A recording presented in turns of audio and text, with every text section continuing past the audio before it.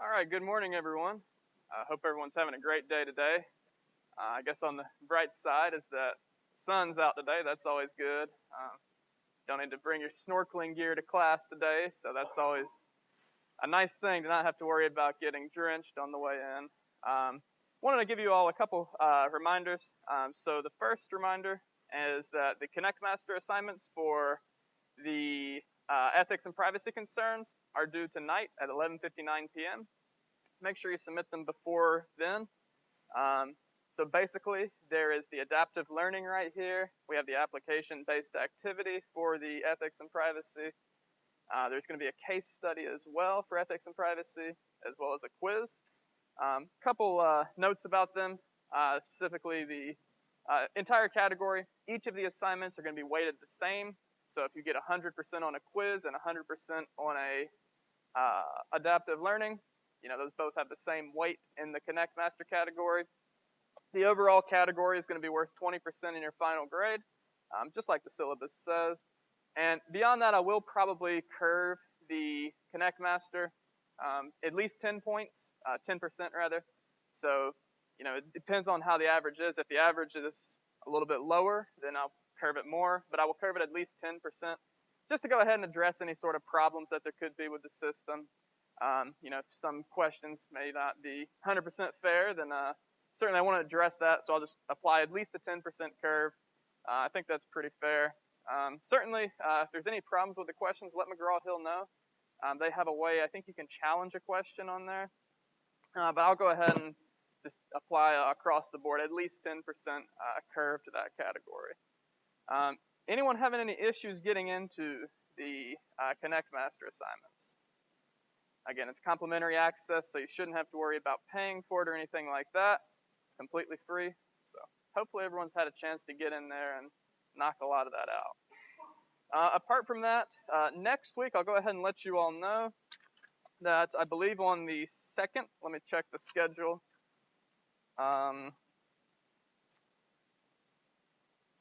So on the 2nd of February, we will have the first set of the quizzes that are due. And these are separate from Connect Master. They're really quick. If we take a look at one of them, should just be able to do a quick preview of it. They're all due for the Unit 1, so all the units we've covered, chapters rather, we've covered. So that's Chapter 1, 2, 3, and 10. Like I said, these shouldn't take very long. Let's do a quick preview here. So it's just matching. You match the term with the definition. Pretty straightforward there. You can use your book, you can use your notes, Quizlet, literally anything you can use on the quizzes, so don't worry about that. It's just about 10 questions here, so for each of them. So that's next week. You can go ahead and knock them out. Certainly shouldn't take you much time there. Any questions before we begin? Certainly I welcome questions at any time, so certainly let me know. If you have any questions, I'll probably pause every couple slides and all that. But today we're covering Chapter 3, Ethics and Privacy. And this is a chapter that I'm always just a hair little bit nervous to teach, because ethics is a very personal topic to a lot of people. And depending on what I say, I have to be very careful, because I certainly don't want to have any appearance of me trying to change anyone's opinions or anything like that. So I'm going to approach this in that way. We're going to talk about various ethical principles, but I want to be very clear. I'm not saying what I believe or what you should believe. This is just some ethical concepts to know. Regarding the exam, it's not covered very much inside of Chapter 3, so I guess that means that it's going to be pretty straightforward. I think there's only going to be about 4 or 5 questions out of 56 on this chapter, so I'm certainly not going to give you a whole lot of exam questions, but it's still an important thing to consider, ethics and privacy. We think about how we use systems. What sorts of things should we keep in mind? Well, there's a lot, and that's what today's lesson is all about. So, the main things we're covering today, though, are going to be ethical frameworks. We're going to go through several. We're going to go through a generic ethical framework, and then we're also going to talk a good bit about privacy and see what a privacy should be. How can we best use the concepts to ensure that we're protecting information that we've been given. So I've got a quick little video that we're just going to go over and it's going to kind of introduce some of these ethical concepts for us. So I'm going to go ahead and mute the microphone here, and then we'll go ahead and play it.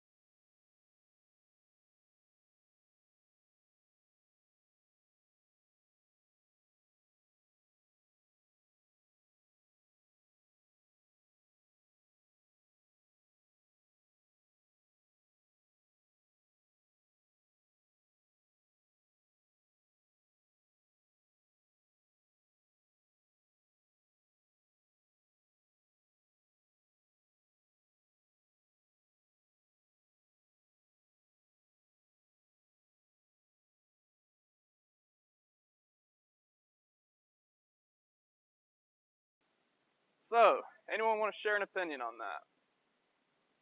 No wrong answer. Is it theft? It is certainly the legal definition of theft, taking something. But the question is it ethical or unethical? And that's a trickier question to answer.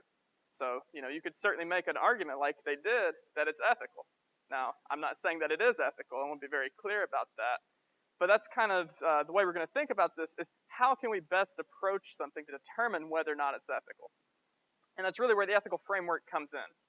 So when we think about what an ethical framework is, it's going to be something very general that's going to help guide our decisions, and it's going to help us inform different choices we may have to determine what's the best course of action.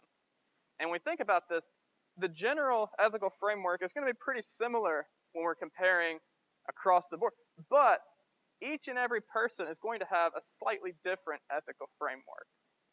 So if we were to take a poll, if I had infinite time and I could ask infinite questions, there's not two people on earth who would have the exact same ethical framework. Because at some point people are going to view a situation differently. So it's very important to kind of understand that when we talk about ethical frameworks, it's not something that's going to be constant from person to person. This is going to be something that there's going to be a lot of different opinions on. And like I say, I'll be very clear. I'm not here to say what my opinion is on ethics. I'm just here to talk about these are the basic sort of general principles behind it. So I want to make that very clear.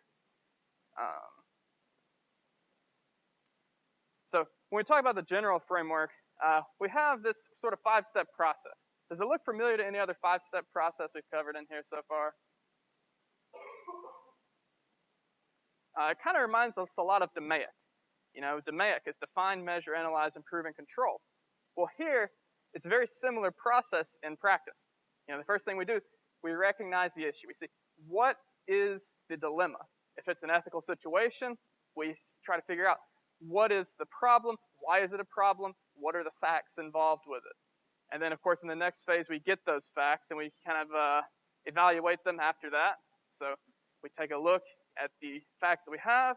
We say, what does this mean? How can we best move forward? And then, of course, once we've done that, we kind of play everything out and see, what is likely to happen, all that sort of stuff. we make a decision. That's a very important phase. We want to ensure that whatever we're doing, we ultimately have to make a decision. So the decision could be right or it could be wrong, and for us to determine that, that's the very last phase. We reflect on the decision, and we see, was this something that we felt good about? Was it something that we got in trouble for? Did we violate any laws? All those sorts of things. We reflect on it, and we see, what did it mean for us to act the way that we did? And that's really kind of the general framework. Now, as we kind of go on, we're going to cover some more specific ethical frameworks. And again, you're not going to have any test questions comparing these more specific frameworks, so keep that in mind. But it is important to have some understanding of some common ethical frameworks that are commonly held. So one of the most common ethical frameworks is the utilitarian approach. And in the utilitarian approach, the entire goal of it is to ensure maximizing utility. So utility being the benefit, or at least minimizing the harm, whatever the case may be. You're trying to ensure that the most people get the most reward. So it's almost like you have so many people involved in a situation, you're trying to basically maximize the amount of good that can come of it. So for example, let's say we had salary, and let's say we could pay one person $50 million, we could pay let's back up. Let's say we had a $50 million pool. So what would the utilitarian approach do with that pool? Would they split it evenly? Or would they do something else with it? So they would certainly want to maximize the utility to as many people as possible. And this is something that's going to be a very holistic approach, where you're not just going to look at one specific factor and say, this is why we will do it, this is what we will do. Think back, I'm sure a lot of you have probably seen those sorts of things where they have, you can move the train tracks, and, you can either run over one person by not moving it, or you can save 3 people by moving it. So those are certainly an ethical dilemma. And with the utilitarian approach, you're almost always going to go with the action that's going to result in the least amount of harm. So certainly that's something to keep in mind there. Now, thinking back to that video, from a utilitarian perspective, if what they're saying is true about they can enhance sales by stealing one thing, does that make it ethical following this framework? I think you can make an argument that it does. Again, I'm not saying that it is an ethical thing to do. Theft is probably going to be something that's almost never going to be ethical, if ever. But certainly, according to the utilitarian perspective, you can make a strong case that that is an ethical thing to do. Now, when we think about the rights approach, this is going to be a lot different. So the rights approach, we're wanting to have some sort of protection in place for various moral rights, various other rights as well. Think about natural rights, We think back to John Locke. He said, life, liberty, property. So protecting property rights, if we think about that, we cannot have theft if we're protecting property rights under this approach. So thinking back to that video, we definitely would not have considered this to be an ethical thing to do, to take the wireless card under the rights approach, because it's violating the rights, sort of the natural rights that are in place there. So, certainly I'm not saying this is a right or wrong ethical approach either, but that's what we're kind of talking about when we're discussing the rights approach. Then, of course, we have the fairness approach. And the fairness approach, we say, I'm going to treat everyone equally. So, there's a lot of different definitions for what equal is, though. So the book uses an example where you can determine, do you pay people based on their performance, or do you pay everyone equally? So in other words, do you have a very stringent pay formula where you say, if you've been here X amount of years and you have X amount of experience, X amount of education, you make this much money. Doesn't matter how well you perform or not. Is that a fair approach? Or is it more fair to pay based on performance? See, that's where this kind of becomes a tricky thing to kind of determine. So looking at the fairness approach, is it treating everyone equally for one person to get the wireless card for free? I don't think you can make a case that it's treating everyone equally when one person gets a free wireless card. That seems pretty unequal. So according to this fairness approach, that would not be considered an ethical decision to take a wireless card to enhance sales. So we also have the common goods approach.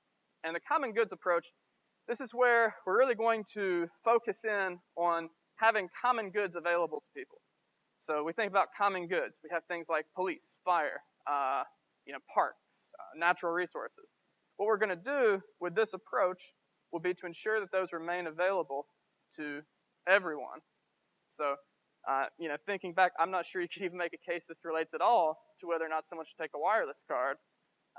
It doesn't seem very related to me. Anyone have any ideas for that? Do you think it's related to the common good approach to take a wireless card?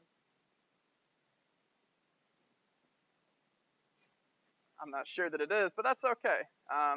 So then lastly, we have the deontology approach. And this is a unique approach where basically with the deontology, everything has hard rules. There's basically saying there's no exceptions to any rules. So, one approach could be, or one type of this could be law and order. Where basically we would have something where the book uses this example. It's a little bit gruesome. I do apologize for that, but it is a good example. Where if you were vehemently opposed to killing and someone broke into your house, you wouldn't kill them. That's this approach, if that's what you held in your beliefs. Again, I'm not saying that's right or wrong, but that is what the textbook uses. I think that's a very good example, where it's basically saying that you have very steadfast beliefs that you're not going to change. That's really all this is saying here. So, got a quick little survey here. It's completely optional, but it's just to kind of see what people kind of value in their ethical frameworks, as well as I think there's a privacy question on here as well. So I'm going to take a couple minutes. Again, it's completely optional, but if you'd like to fill it out, we'll talk about it at the end of class. It is anonymous, so.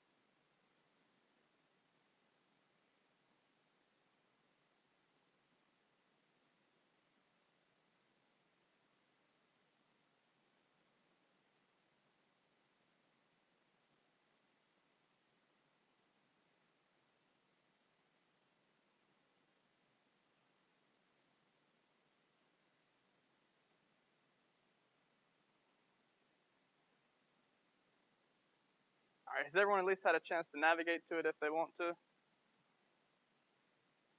So, I think so. So now we're going to talk about putting this into practice. So when we talk about applying this to practice, you may think, well, this is going to be very challenging. If everyone has a different ethical framework that they follow, then this will be very challenging for something like an organization of hundreds, maybe thousands, possibly even millions of people to kind of have some sort of a uniform framework. So how can we do that? Well, the easy answer is to use something like some sort of an ethical handbook or ethical guidelines, where we kind of lay out the framework for this is what our company believes as a whole as to what is or what is not ethical. And the whole purpose of this is to ensure that there's no sort of ambiguity in what is an ethical decision, what is not an ethical decision. And it allows an organization to have some sort of a standard and uniform approach. And ultimately, when we think about this, it's easy to discount ethics as being something that doesn't create value. But we're going to talk about some examples in a couple slides here of where I'm not saying that it creates value, but it can prevent the loss of value. We think about what is a company worth? Well, we talked about the market cap. And one of the components of that is we also have the book value of a company. So if a company has assets of, tangible assets rather, of, let's just say $800 billion, and their market cap is $1 trillion, we know that they have $200 billion of intangible assets. And with that in mind, we can look at that and we can say, what fraction of that is things like intellectual property? What fraction of that is going to be things like goodwill and sentiment towards our firm? So certainly that's going to be an interesting discussion to kind of see what intangible assets do for firm value. And certainly, if we have some sort of a major ethical scandal, as we'll see in a couple slides, that can certainly affect our firm value in an adverse fashion. That's certainly something we would want to avoid. So again, having a code of ethics is very beneficial to preventing that sort of situation from taking place. There's a saying, there's no such thing as bad press. But that's not always true if we're a company. Certainly we can lose sales. We can lose sponsorships. We can lose advertisements. Whatever the case may be, we can lose revenue through some sort of bad press. So generally speaking, that's something we'd want to consider avoiding. And of course, another way we could do this is to have an ethical hotline. It's very common to have a third party run an ethical hotline for an organization to where you can anonymously report any sort of possibly unethical thing without any sort of fear of repercussion from the firm. So I'm not saying a company should or should not do that, but that's certainly something that a company is able to do should they choose to. So now we're going to talk about the three basic ethical tenets to keep in mind throughout this discussion. So the first is going to be responsibility. So responsibility is all about saying, yes, I accept the blame. I accept the full responsibility for the actions. It's about saying, this is the responsible person, and they accept the consequences. So, looking back to the video at the start of class, who is the responsible party? Well, it's the person who stole the wireless card. So certainly, with this ethical tenet, he'd have to be responsible. He'd have to admit, yes, I took the card. Yes, I will, turn myself in to the authorities or whatever the case may be, probably at minimum get terminated. I think that makes a lot of sense there. And then we have accountability. So accountability is very similar in what it's doing, but this is actually determining who is the responsible party. Who is accountable for this? Responsibility is the act of accepting it, and accountability is determining who is actually responsible. And then lastly, we have liability. And liability, simply put, is just recovering the damages in a legal environment. So think about a lawsuit. If you're liable for damages, it means that you owe some damages to whoever was the wronged party. So we think about that. That's all that we're talking about with the ethical tenets. We have responsibility, accountability, and liability. And now here's some of the real-world examples we're going to talk about today. So I have three examples here. I have Wells Fargo, I have Bernie Madoff, and I have Jerry Sandusky. So I'll start with Wells Fargo. So Wells Fargo, a couple years back, they ran into a little bit of a scandal. From about 2011 until 2016, they had a sort of structure in place to where if you open more accounts as an employee, then you would get higher incentives, higher pay, that sort of thing. And from the time of 2011 till 2016, 5,300 employees were terminated for opening accounts without customer consent. So, basically what that would mean is you would contact your bank and, they would help you with an unrelated issue. And then they'd do something crazy like open up a credit card without you saying, please open me a credit card. So that's certainly something that's fraudulent, and it's certainly something they face a lot of fines for. But what's interesting is that was 1.5 million accounts that were accused of being opened up fraudulently without the customer consent over a 5-year span. And Wells Fargo certainly caught a lot of bad press for this. They also faced some serious legal consequences as well. Their damages were in the billions. So certainly that's not a very wise thing to do, to have the structure in that way. Now, you can make an argument whether or not the structure was that way intentionally, and I'm not here to say whether it was or was not. I don't know the inner workings of the company. I don't think that many people would. But that's certainly a very forefront example of a business decision that, certainly cost more than it gained. And of course, we have Bernie Madoff. He's famous for having the largest Ponzi scheme in history. He's accused of basically mismanaging and, in some ways, you could argue, stealing $50 billion. The largest Ponzi scheme in history, and a lot of the money has yet to be recovered. So certainly is a very interesting case to look into a little bit more and to see that it's not always advantageous to, certainly, well, it's never advantageous to do that, but, he's in prison. He will probably remain in prison for quite a while. And then lastly, I have Jerry Sandusky on here, not because of what he did. Well, certainly what he did was, very bad and I'm not, but, the reason that he's up here is because his organization is accused of covering it up. And I think that that's certainly going to be a very bad thing to do. Penn State lost a lot of sponsorships. They lost a lot of revenue, alumni donations, because they're accused of covering up some very heinous act. And when we think about that, it's almost a case where the cover-up is very substantially bad. Now, the crime is also bad, but certainly, covering up the crime is what landed Penn State in trouble. So it's not going to be an advantageous thing to do in a lot of cases to cover up a crime. So certainly keep that in mind. Now let's kind of shift gears a little bit and talk more about how do we actually think about this in IT. Is there any need whatsoever to talk about ethics in IT? Well, I think there probably could be.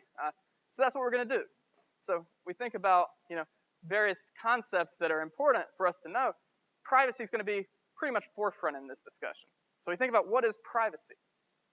Well, privacy is basically the act of being left alone should you request to be left alone. Now, there's, of course, going to be other definitions we'll talk about, but that's basically the gist of what privacy is having information not be shared unless you request it to be shared.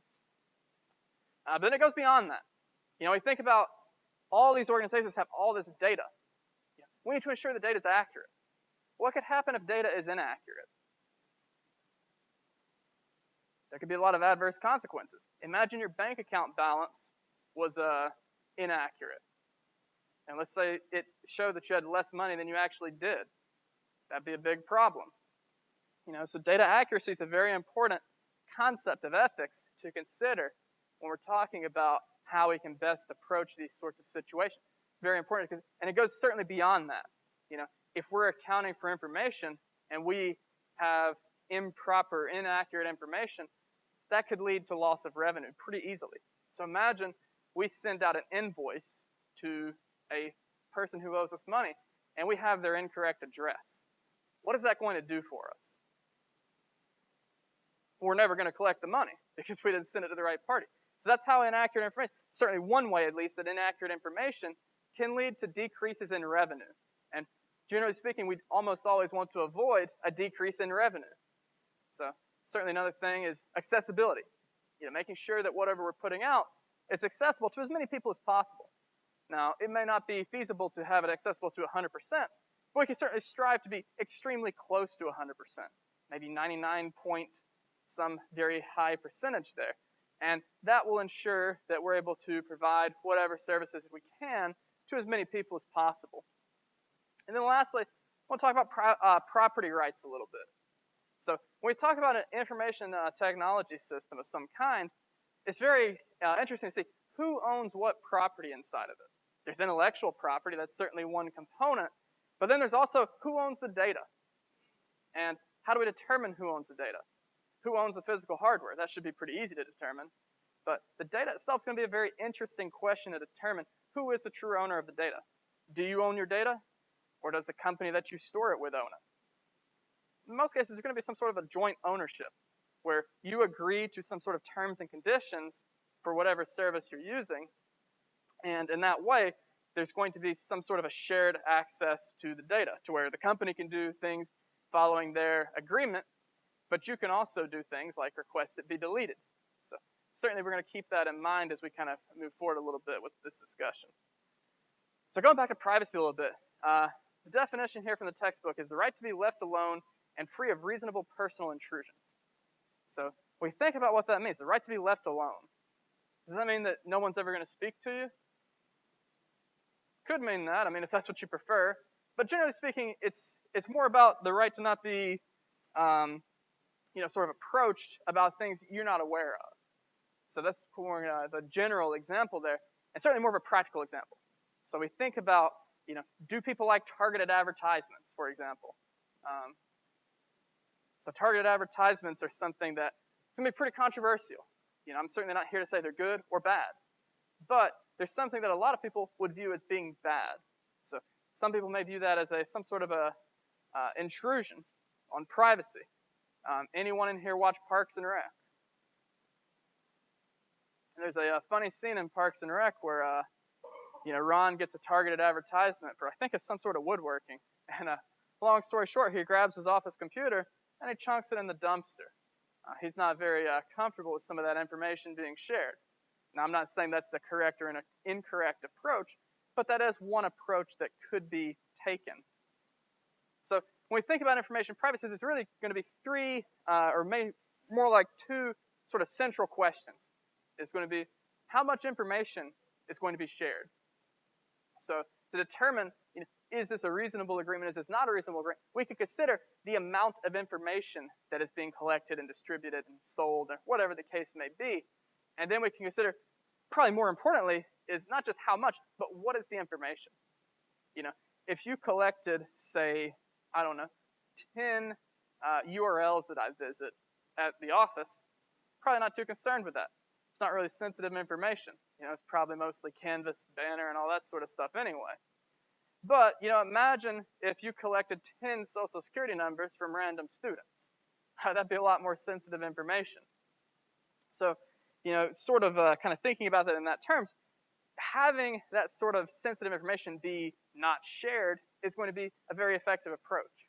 So to a large extent, the individual controls what information they share. How can they do that? Well, the most easy way, I guess, would be to not share information you don't want to be shared. So if you took a late night picture at the bar, maybe it's not a good idea to post that to your LinkedIn page. You could certainly run into some issues doing something like that. And unfortunately, it could affect, future employment prospects and other sorts of things like that. So it's best to avoid sharing things you don't want shared. But then beyond that, you do have options of using privacy settings and hoping that they're honored. There's also other ways, if you wanted to get a little bit more technical, of course, you could encrypt things, all that sort of stuff. But when we think about this, there's really sort of one major thing that we sort of talk about with this, and that is the profiling process. So in the profiling process, what happens is that all the information that advertisers have about you is going to be compiled into a report that's going to be called a digital dossier. And there's going to be a lot of data brokers who engage in this, and basically the whole premise is that they're gathering all the information they have about your interests, about your maybe browsing habits, about what sort of things you purchase. Possibly they could get your credit card statements, stuff like that, to form a very accurate picture of each individual. Now, this has some potential privacy ramifications.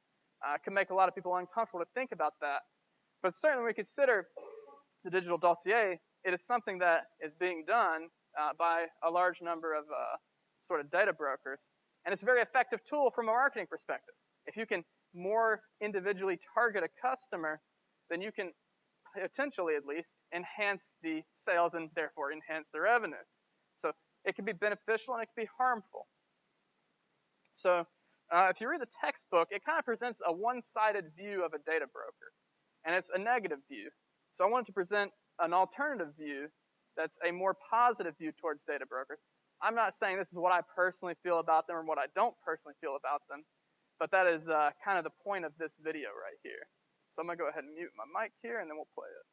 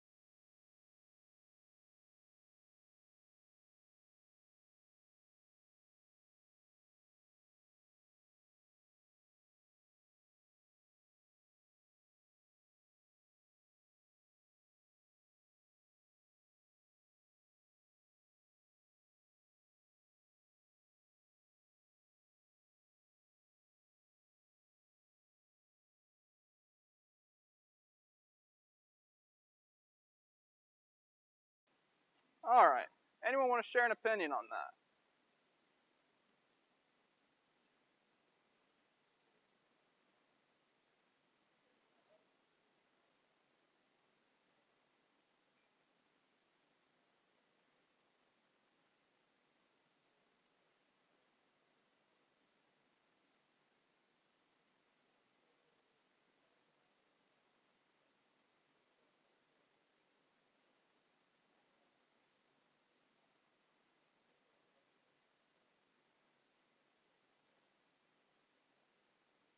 Yes, certainly. We think about, like they said, a television show. They can target it generally, but they can't really target it specifically to you, the end consumer. So it is going to be somewhat more invasive of privacy, and that's pretty much from an objective standpoint. Whether that's good or bad, that's the subjective component here. And I'm certainly not here to say that this is a good thing or this is a bad thing, but that's pretty much what we're talking about. So talking back to protecting privacy, like I say, probably the most important thing here is just watching what you put online. You certainly don't want to put anything that could compromise anything online. But then beyond that, we talked about privacy settings, making sure that we're sharing the information with who we want it to have access to, as opposed to maybe sharing things more globally. Reading privacy policies can be a very important thing to understand how the company will or will not use any sort of information or data that we provide them. So there's going to be some examples of that we're going to have in a minute to kind of see how companies actually use the data. And then, of course, another approach we could take is to use private or incognito browsing. And this could be beneficial for a lot of cases, but specifically for industries that use a more dynamic pricing model. Very common in travel industry, namely airlines are very famous for this, where they store, of course, cookies, and depending on how often you search for a flight and that sort of thing, they can kind of gauge your demand and price it according to individual demand as opposed to a more global sort of demand for that specific flight. Very beneficial for airlines, possibly less beneficial for consumers, depending upon how that sort of plays out. So, of course, it could be a good idea to use either private or incognito browsing modes to search for those sorts of things. Of course, you could also use a virtual private network to appear as though you're in another area. It could also be beneficial if you're on an unsecured wireless network. Although nowadays with modern SSL encryption, it's less necessary, but certainly it still could be advantageous to do. So that's what I want to say there. Whoops. So another interesting discussion is going to be surveillance. So there's really going to be two main types of surveillance. We have physical surveillance, we have electronic surveillance. So physical surveillance, as you'd imagine, is watching things that take place physically. So I've got some security cameras up here. That's certainly be one instance of surveillance. We could think a little bit more broadly, and we could also consider things like electronic locks. That is, they're going to be surveilling. Certainly it's not going to be taking a picture, but it will be logging who enters and who leaves at what time, and that sort of thing.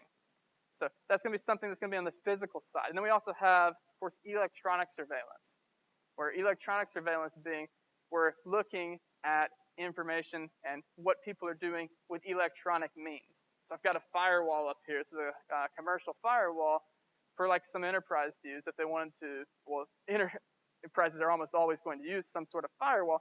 But thinking about this is really going to be in terms of being able to see what employees are accessing. That can make people uncomfortable. But pretty much any company larger than 500 employees is going to be tracking what employees are doing. Now, there's some ethical discussion whether that's ethical or unethical. You could certainly make an argument either way, but it takes place. It is reality. So that's something to keep in mind there. And of course, firewalls have other uses as well. We'll cover that more in the information security chapter, but they also prevent a lot of harmful threats from accessing an internal network. So it can certainly be advantageous from that perspective as well. Speaking of privacy policies, we talked about it's important to read them at least to some level, maybe skim them, look for specific sections. But there's two major types of privacy policies that we can have. We can have an opt-in policy where we specifically go in and we provide explicit permission for information to be used, or there's an opt-out policy. And in an opt-out policy, as the name would suggest, you're automatically opted in, and to have the information not be shared or used or whatever, you go in and you opt out of whatever they're using. And basically, the whole goal of these privacy policies is really just to kind of form an agreement between two parties, the party who's using it and the party who is basically the business. And it's really going to sort of set the general sort of framework and to see how information can be used, what information will be collected, any sort of thing when we're talking about usage and collection of that data and information. So I've got some slides here that kind of go through some interesting sort of ethical dilemmas and that sort of thing. So here, this is I believe this is a picture of a GameStop, but I'm not positive on that. And basically what they're doing is they're giving away some sort of little figurine. I think it's called like a Funko Pop, but don't quote me on that one. So basically what they're saying is you get this free with completion of a positive survey. Now, who thinks this is ethical? Anyone think this is ethical to do? Anyone think it's unethical to do? Why do you think it's unethical?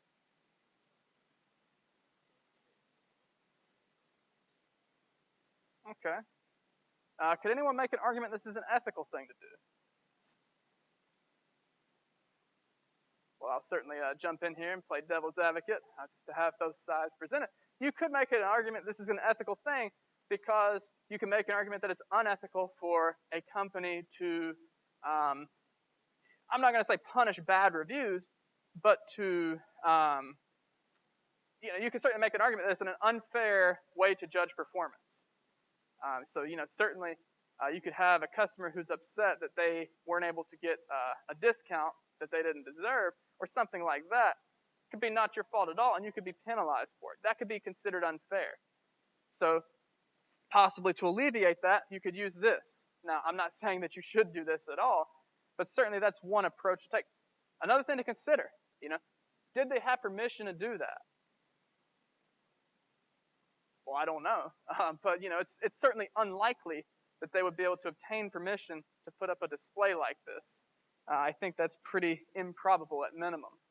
So certainly when we consider that, is this theft? I can't answer that because I don't know, but it certainly could be construed that this is unauthorized distribution of merchandise. What if we change one word? What if instead of saying positive survey, what if we just say free with completion of survey? Is this more ethical? Okay. You can certainly make a case that it's more ethical. They're not saying you have to complete the survey in a certain way that benefits us. They're saying you complete it and you get this for free. Now, again, I don't know the backstory on this. This is a picture I found online. But I certainly think it's an interesting consideration to see different ethical frameworks and how they can kind of play out and how we can see, is something ethical or not? Now, it's certainly okay. Does anyone think this is still unethical? Anyone want to share an opinion on why this could still be considered unethical? So again, it all depends on whether or not they got permission from their employer to do this. And, it's possible they did. It's possible they did not. I really don't have that information. But if they did not, I think you can make a very strong case that this is still unethical because, again, maybe they needed to sell these merchandise and maybe they didn't. They just gave them away instead. That could certainly lead to some decrease in revenue. So we certainly want to keep that in mind. It's very important to consider the specifics of every case, and we don't have the specifics in this case. So here's an example of a privacy policy I found online. So basically what this is saying is anything you visit, this is an internet service provider, by the way, any site you visit, we store. And, with that information, we're going to have all of the access about it, but they're not storing any sort of emails. So that's kind of interesting. But they are storing everything else. Now, you can certainly make a case that it'd be a lot more interesting to see not only that they're storing the information, but what they're doing with it. Are they selling your browsing history? If they are, what would you think of that? I've always sort of wondered, would people take, let's say, 50% off their internet service provider bill if they knew that every website they visited were sold to advertisers? It's an interesting thing to consider. I'm not saying there's a right or wrong answer there. Here's another one. I believe I got this from Google. And basically what they're saying is they're not going to show you personalized ads for very specific categories of things they believe to be sensitive. So their examples are things like religion, race, that sort of thing. They're not going to show you any sort of personalized ads for those. but that they will show you personalized ads for many other categories. So are personalized ads ethical? You can make an argument that they're ethical. You could also make an argument that they're unethical. If you want to argue that they're ethical, you could say, well, you're using the service, you agree to the terms and conditions that give them permission to do so, therefore they're ethical. It's a fair argument. You could also make an argument that you have to use the service, and therefore you don't have a choice. It could be monopolistic in some ways. You can certainly make that argument as well. There's lots of different arguments you can make. I think the most important thing to consider is that you have some sort of informed consent taking place by using the service. So that is certainly going to be somewhat well understood. I'm not saying that everyone using a service will understand, but like the data broker said, it can be a fair, some sort of fair idea of that's what's taking place. In exchange for using a service for free, they're certainly, selling your information. Facial recognition. This is another interesting ethical topic here. So this is from, I believe, an Axis camera, although I could be mistaken, where basically what it's doing is it's taking a look at a face and it's seeing who is it. So it's getting various facial features, and it's going to compare those to some database that they have access to, and seeing who is walking by a camera. And this can be a very interesting topic for discussion when we consider things like municipalities using this sort of technology, seeing who is where at a certain time. There's certainly going to be lots of ethical concerns there, and there's also going to be lots of benefits there as well. So certainly there's some advantages, there's some disadvantages as well. I'm not here to state an opinion on it, but that's pretty much what we're talking about with facial recognition, is the ability to recognize a face. Then, of course, we have this example here of a, quote, cyber loafer. So basically, it's there's an employee here on Facebook at work. Is that okay, or is that un-okay? Or not okay, rather?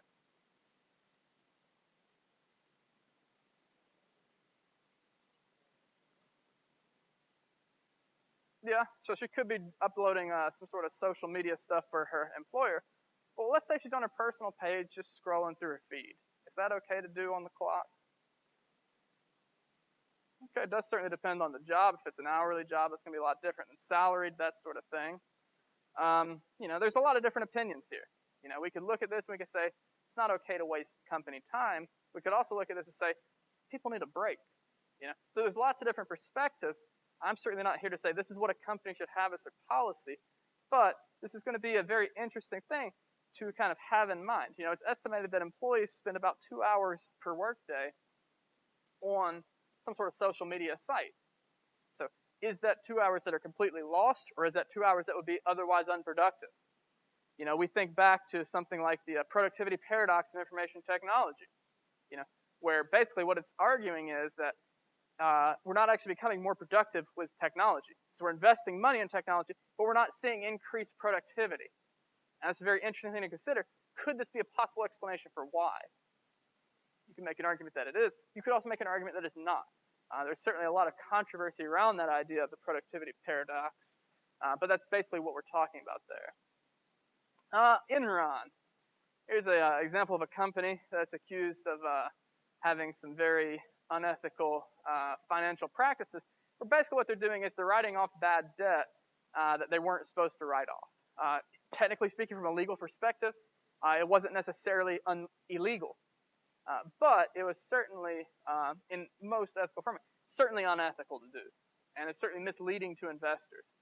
And since then, they have passed regulations and laws that do prohibit a lot of the practices they were doing to write off the debt in the ways they were doing it. So this is something that, unfortunately, it lost a lot of people a lot of money. Enron was doing very well on paper until those sorts of practices came out, and they were bankrupt within a year.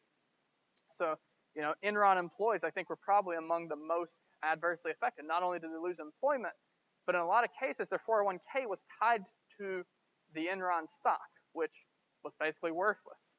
So it's a very unfortunate example of where some sort of ethical decisions can go wrong. Wells Fargo, we've talked about. Let's take a quick look at the ethical framework. Okay. Let's take a quick look here, see what you all had to say. So I've got our responses here. Okay, So the first question on here was, which ethical framework do you use most often? And it looks like the plurality winner was the rights approach, followed by fairness and utilitarian. Looks like less common were deontology and common goods. Then I asked the question, how consistently do you apply this framework? Certainly the majority and plurality in this case was 4 out of 5. So relatively consistently, but not 100%. 100% was the second category winner, and then of course no one said that they never use it. There's no right or wrong answers here. It's completely anonymous. And then the last question, how important is your privacy online? And looks like certainly the majority winner here was 5. It's very important. No one said it's not important or somewhat important. It was all, at minimum, it's neither important nor unimportant for 3. So certainly when we keep that in mind, it's an important thing to a lot of people. So that's just a kind of fun way to kind of discuss things and get feedback in a class this size. Any questions about anything we've covered today? Okay, we'll just kind of conclude the class. Ethics are something that's going to be very personal, and it's going to vary greatly from person to person. But there's going to be this concept of laws do not vary. They vary from place to place, but within a place, they're not going to change. Well, I mean, they will change, but in a given time, they're not going to change within a given place. So it's very important that you follow laws, because if you don't follow laws, there can be legal consequences for not following laws. Now, when I say you should follow laws, that doesn't mean I'm not saying you should follow something unjust or just. I'm not making an argument there at all. I want to be very clear. But generally speaking, there could be legal consequences for not following. I think that's a better way to put what I'm trying to say there. And then, with the most important thing for today, is you really control your privacy by determining what information you share. So, if there's no questions, I hope you all have a great day.